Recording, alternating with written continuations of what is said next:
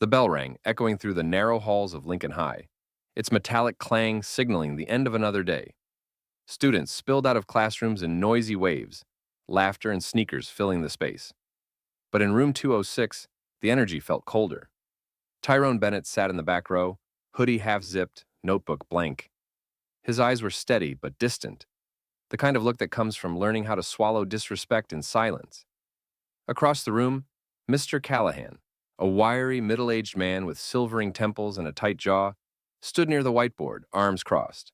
"You know," he said, his voice low but sharp, "you keep coming in here like you don't care, and you're going to end up exactly where they expect you to be." The class had already emptied, just the two of them now. Tyrone looked up slowly. He said nothing. He'd heard this kind of thing before, not always directly. Sometimes it came in the form of lowered expectations. Other times in the subtle way teachers handed out praise unevenly, like it was too heavy to give to kids like him. "I've seen your kind," Callahan added. "Smart enough but lazy, angry, no focus. You don't use your potential, it uses you. And the system doesn't wait long to claim what's left." Tyrone clenched his jaw. He wanted to speak, but every word felt like it would cost too much. So he did what he had learned to do. He nodded once, picked up his backpack, and walked out the door. In the hallway, the noise returned. Students roughhousing, music blasting from someone's phone. But inside Tyrone, something else was stirring. Not rage, not defeat. Resolve. He hadn't always been the quiet type. As a kid, he was curious, loud, always asking questions. But over the years, school had taught him a different kind of lesson. Kids who looked like him got labeled fast, trouble, loudmouth, uncooperative, angry. Even when he wasn't any of those things, the label followed him like smoke. But deep down, Tyrone had one secret weapon. He knew he was smart. Smarter than they assumed. Smarter than even some of his teachers realized. And that meant something.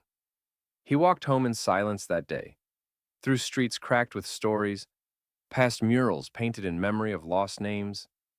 He passed the corner where his cousin got arrested last spring. He passed the store where the clerk still followed him every time he came in. And when he reached his apartment, he sat on his bed, pulled out his science notes, and studied. Not for the grade, not for Mr. Callahan, but because one day someone was going to say his name not with suspicion, but with respect. The halls of Lincoln High didn't get quieter, they just got sharper. The whispers, the stares, the assumptions, they followed Tyrone like a shadow. It wasn't just Mr. Callahan, there were others. Teachers who smiled through gritted teeth, counselors who subtly nudged him toward trade options instead of college prep. Security guards who always seemed to appear when he was walking down the corridor, but not when fights broke out on the other side of the school. Still, he kept showing up. Every day, hoodie on, head down, books in hand. He studied while others laughed, read while others scrolled. Not because he thought he was better, because he knew they'd already decided who he was. And he was determined to rewrite it. He stopped responding in class. Mr. Callahan mistook it for defiance, but it wasn't. It was control. Tyrone had learned there was power in quiet, in making moves without warning. While others thought he was tuning out, he was memorizing formulas, writing essays late at night, teaching himself from online lectures no one had ever told him about. Outside school, the noise was even louder. His neighborhood didn't ask what college you were applying to. It asked what corner you were avoiding. Friends he'd grown up with were already caught in loops, some locked up, some just lost. Every day, Tyrone felt the pull, the temptation to snap back, to fight the disrespect, to meet fire with fire, but he didn't. Instead, he poured it all into pages, into numbers, into late-night flashcards taped above his bed. He'd once heard someone say, "Discipline is choosing what you want most over what you want now." He didn't even know who said it, but he wrote it down, carried it with him, folded into his wallet behind his bus pass. There were moments it felt unbearable, like the weight of expectation and dismissal would crush him. But then he'd think of his mother, working double shifts, skipping meals just to pay his school fees, falling asleep still wearing her shoes. She never asked him to be the best. She just asked him to be better than yesterday. So he was. One test, one paper, one day at a time. And through it all, He never said a word back to Mr. Callahan. Not a single "you were wrong," not a "watch me," because he didn't need to. He knew one day he'd walk that stage, and when he did, they'd all have to watch. Senior year came fast. Faster than Tyrone ever expected. He had kept his head down, worked harder than anyone realized, and now his name was on the list. Not just on it, but at the top. He was ranked #1 in the graduating class, valedictorian. Not because anyone handed it to him, but because he earned it, inch by inch, in a system that never expected to see him rise. The news spread slowly at first. A few classmates whispered it in the halls. Teachers double-checked the ranking sheet like it must have been a mistake. Mr. Callahan said nothing, but Tyrone saw the flicker in his eyes the day the announcement went up on the bulletin board. A flicker of disbelief. A flicker of everything he hadn't said. When Tyrone sat quietly in his class, proving him wrong one assignment at a time. Some teachers congratulated him. Some didn't know how. A few said, "I knew you had it in you," even though they'd never given him a chance to show it. Tyrone took it all in with a quiet dignity. He didn't gloat. He didn't rub it in anyone's face. He just kept going. There was work to do. Scholarship applications, SAT retakes, college interviews. His counselor, Ms. Rhodes, one of the few adults in the building who had actually believed in him, helped him craft essays that told the truth. Not just about what he'd overcome, but what he planned to build. "Don't tone it down," she told him one day. "Don't soften your story to make it more comfortable for them. Let them see the full you, the sharpness, the brilliance, the fire." So he did, and the offers started rolling in. Columbia, Morehouse, Stanford, UCLA, all of them. Full rides. He chose Howard because he wanted to walk into a place where he wouldn't have to fight to be seen. Spring rolled into summer, cap and gown orders went out, speeches were written. Tyrone didn't even tell his mother right away that he'd be speaking at graduation. He wanted to see her face when they called his name on stage. But deep down, one thought remained. Mr. Callahan would be there. All teachers were required to attend. And when the time came when the crowd stood to applaud, the man who once told him he'd end up in jail would have no choice but to rise with them. The gymnasium had never looked like this before. Rows of folding chairs lined the polished floor. Streamers hung from the rafters, and a makeshift stage stood at the front, decorated with school colors and oversized cardboard numbers. 2025.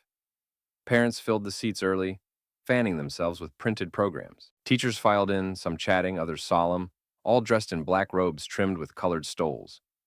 Backstage, behind a heavy curtain, Tyrone stood still in his gown, holding the small stack of note cards that contained his speech.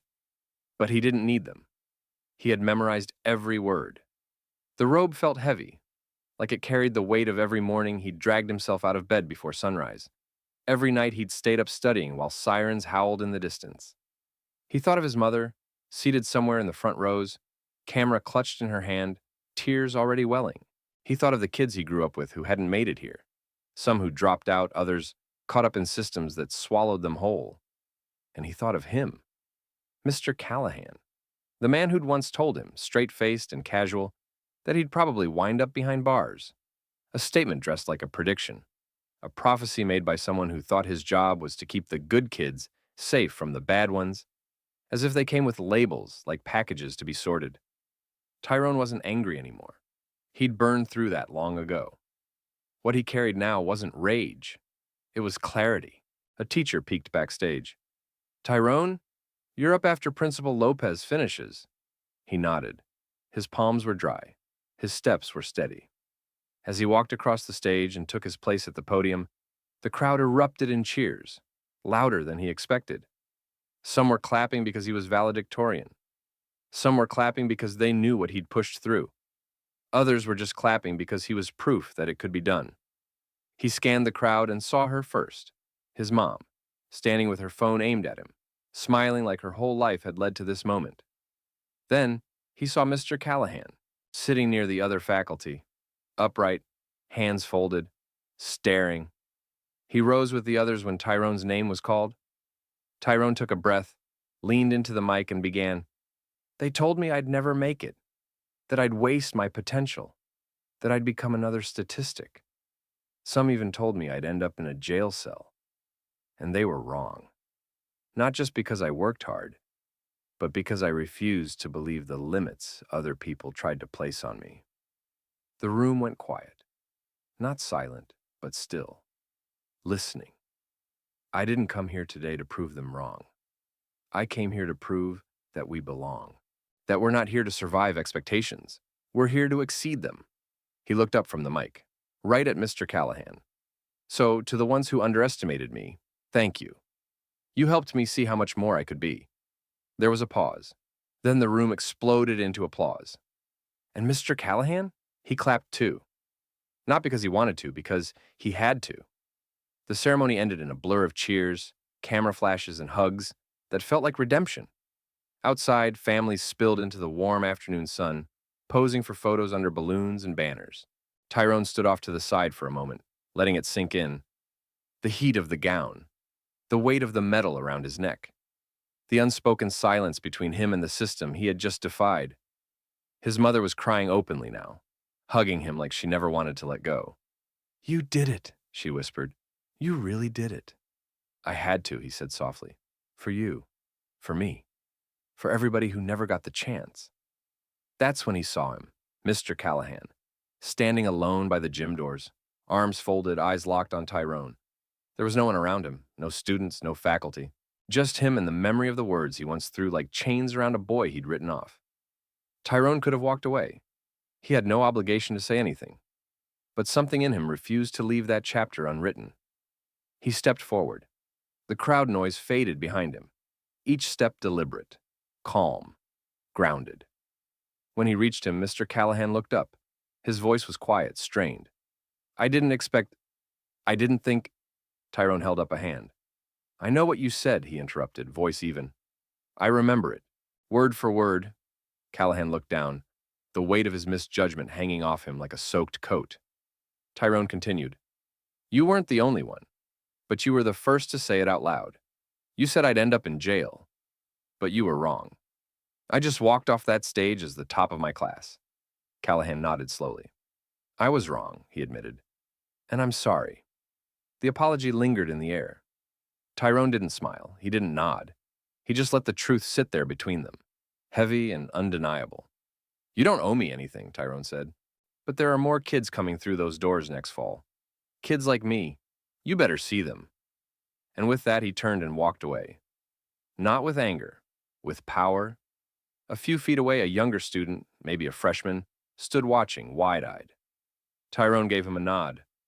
A quiet message passed without words. You can make it too. That summer, Tyrone packed for Howard University with scholarships in his name and stories in his bones. Not just stories of pain, but of triumph. He would study political science, maybe pre-law, maybe community advocacy. He hadn't decided yet. But one thing was certain. He was no longer living in anyone else's narrative. He was writing his own. And this was just the prologue.